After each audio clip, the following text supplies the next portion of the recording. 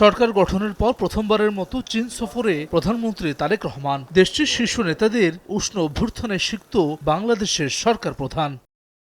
বিনিয়োগ, অর্থনৈতিক অঞ্চল প্রতিষ্ঠা, উন্নয়ন কর্মকাণ্ড, কৃষি বাণিজ্য সহ সহযোগিতার ক্ষেত্র সম্প্রসারণে পারস্পরিক সহযোগিতায় সম্মত ঢাকা বেইজিং। তিস্তা মহাপরিকল্পনা বাস্তবায়নে কারিগরি সহায়তার প্রতিশ্রুতি দিয়েছে চীন। বিনিয়োগ কার্যালয় খুলে বাণিজ্য সহজ করতে চায় বাংলাদেশও। স্বাক্ষরিত সমঝোতাগুলো দুই দেশের জন্যই লাভজনক বলছেন বিশ্লেষকরা। তাদের মতে কারিগরি সহায়তার বাইরেও আর্থিক সম্পর্কের দিক থেকে বিশেষ গুরুত্ব আছে বেইজিং এর। ভূরাজনৈতিকভাবে লোভনীয় একটা অবস্থান বাংলাদেশের, যেখানে বাংলাদেশ হয়ে বঙ্গোপসাগর হয়ে ভারত মহাসাগর অ্যাক্সেস পাওয়া সম্ভব চীনের জন্য। এখানে বাণিজ্যের সম্ভাবনা আছে।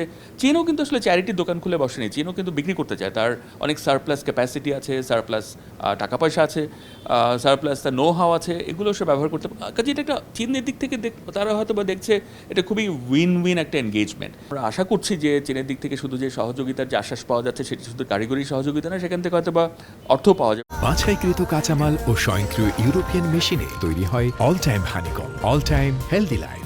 তারেক রহমানের গৃহীত পদক্ষেপে পররাষ্ট্র নীতিতে পরিবর্তন আসছে বলে মনে করেন সাবেক এই রাষ্ট্রদূত। নিজেদের স্বার্থ প্রাধান্য দিয়ে বিভিন্ন দেশের সঙ্গে কূটনৈতিক সম্পর্কে ভারসাম্য রাখাকেই চ্যালেঞ্জ হিসেবে দেখছেন তিনি। We are also hostage to different powers pushing us. কেন? Historically আমাদের location has given us importance. We have to balance কোনটা কিভাবে করব যে one does not negatively impact on the other.